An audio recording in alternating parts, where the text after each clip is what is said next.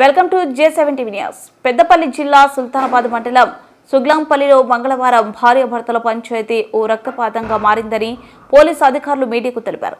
పంచాయతీ పేరిట సమావేశమైన ఇరు పక్షాల మధ్య ఉద్రిక్తం పెరిగి అబ్బాయి తరపు వారు కత్తులతో అబ్బాయి తరపు వారిపై విచక్షణ రహితంగా దాడి చేశారని, ఈ ఘటనలో మోట మల్లేష్, గణేష్ ఘటనా స్థలంలోనే మృతి చెందారని తెలిపారు. మధు పరిస్థితి విషమంగా ఉందని, మోటం సారయ్య, మారయ్య సహా పలువురికి గాయాలయ్యాయన్నారు. గాయపడిన వారిని స్థానిక ఆసుపత్రికి తరలించి చికిత్స అందిస్తున్నారు. పూర్తి వివరాలు తెలియాల్సిందే.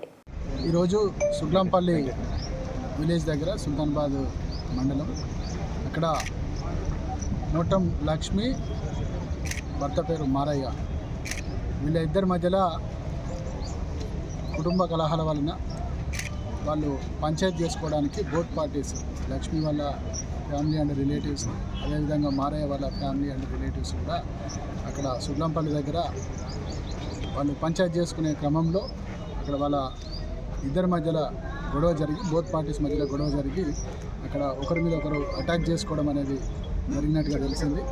ఈ గొడవలో బోత్ పార్టీస్ సైడ్ నుంచి కూడా ఒకరు చనిపోవడం జరిగింది. ఇటు భార్య వాళ్ళ తమ్ముడి వాళ్ళ ఫ్రెండ్ ఒక అతను ఈ గొడవలో చనిపోయినట్టుగా తెలిసింది. అదేవిధంగా భర్త వాళ్ళ సైడ్ కూడా వాళ్ళ బ్రదర్ చనిపోయినట్టుగా తెలిసింది. దీనికి సంబంధించి